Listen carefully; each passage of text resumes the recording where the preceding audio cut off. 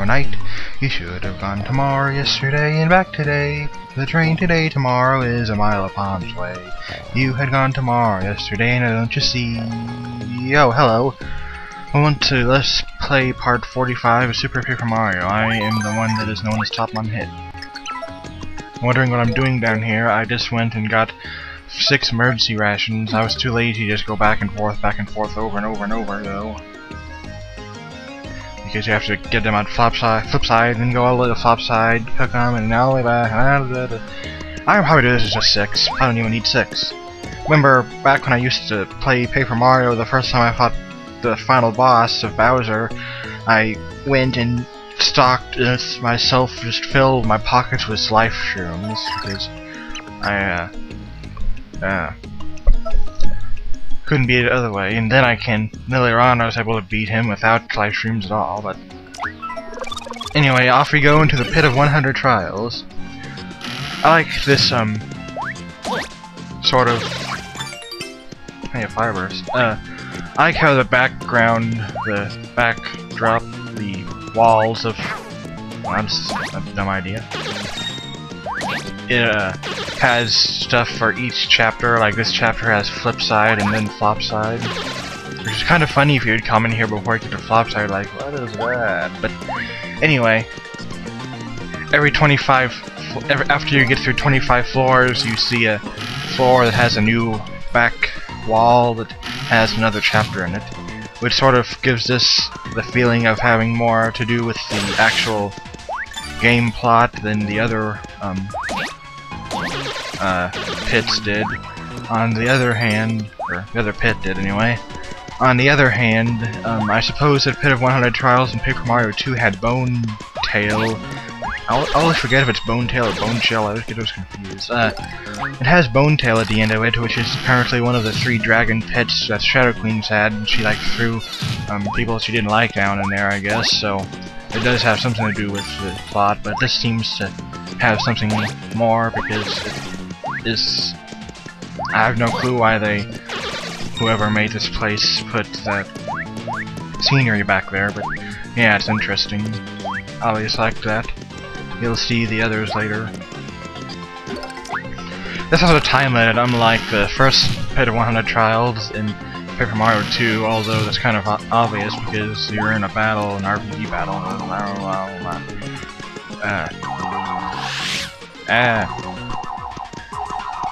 There you go.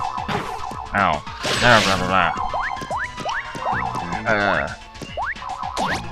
Let's see. Take that. Oh yeah. This isn't really a Pit of 100 Trials though, because there's 9 restrooms. I mean, rooms that don't have any fighting on them. So it's more like a Pit of 91 Trials. So welcome to the Pit of 91 Trials, except I'm already at Pit 5, so now it's like the Pit of 86 Trials. Anyway, one enemy in each room has a key, if you haven't figured it out yet. And you need that key to open the door. And I just realized I didn't heal, so I started out with 30 HP, not 40. Man, am I not paying attention. Oh well, haha! And usually when I go through these pit things, I just I try to beat every single enemy even if I get the key, but I'm not going to do that here because Let's Play and I don't want to bore you people.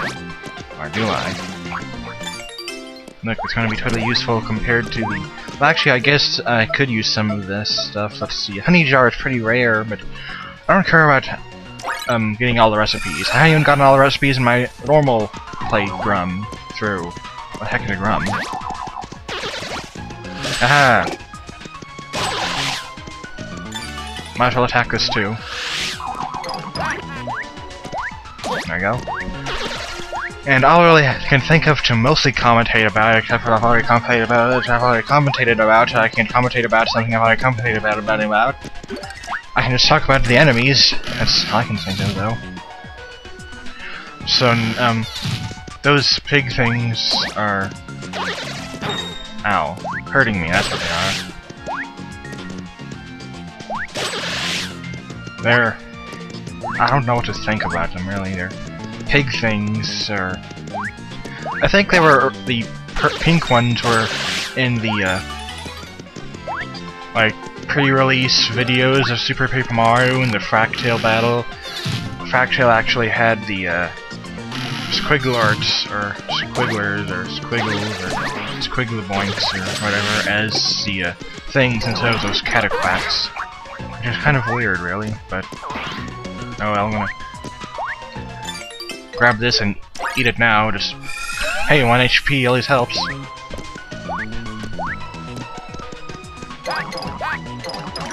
Yahoo! Still probably my most funnest thing to do in this game. Super jump right below a foe. Well, one of the best things to do. Gloombas. I'm pretty obviously sure that those things are references to the dark-colored Goombas from Super Mario Brothers 1, but this guy sometimes pops up in these rest areas, and you can buy stuff from him. Let's see. I have plenty of money. Alright,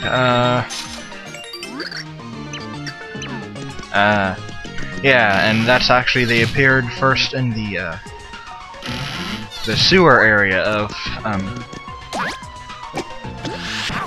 I need to really get the timing for that, but oh well. Come on, you stupid paratroopers, die. Yeah, it appeared in the sewer of Toad Town, which is kind of like an underground area.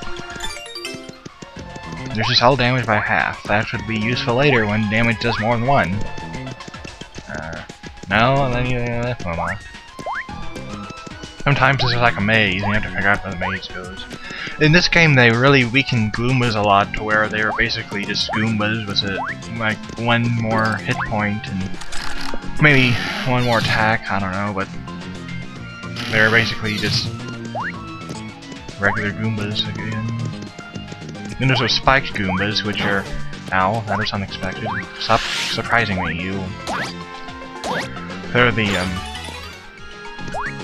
they were first introduced in Paper Mario games, unlike the Paragoopas, which were from the original Mario. I think they were. I know Paratroopers were, but I don't know if the Paragoombas were in the original Super Mario Brothers. But anyway, yeah, the Spiked Goombas weren't introduced until Paper Mario, probably because you couldn't really attack Spiked Goombas unless you had a Fire Flower. But anyway, Clefts.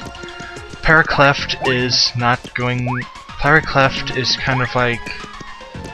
well, it's not that Paracleft actually exists, but if it did, it would basically be Evolution saying that it hates them. I really hate those things. I'm going to try and attack the Clefts first and see if they might have the key I am in the search for. Otherwise, I'll just have to bite the bullet and randomly randomly say idioms that Cthulhu says a lot. Here, have a bullet. I mean a bomb. Listen, yes, I'm going to say bite the bomb in this case. Whenever I have to defeat a thing, I'm going to say I'm going to just bite the bomb. Ha ha ha. Enemies would have these squares around them can flip to 3D, although since Luigi can't, it's not going to help them anyway. Aha. Have any of you have the key yet? There we go. There's the key. Let's see, where'd that door go? Where is the door? Where is... there it is.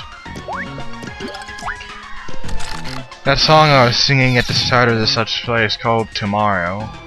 It's kind of confusing. Like that. These things have really great, attack faces. They're like, or something. I also like using Berry to counter their attacks. Yeah, the song I was singing is called Tomorrow. It's kind of confusing, and it was on the Muppet Show, I think. No, it wasn't episode 2. I thought it was episode 2 a while ago, but then it turned out that it wasn't. I was like, wait, what? It's not episode 2? Da-da-da! Haha, I did that. Those green things, Tyloids, yes.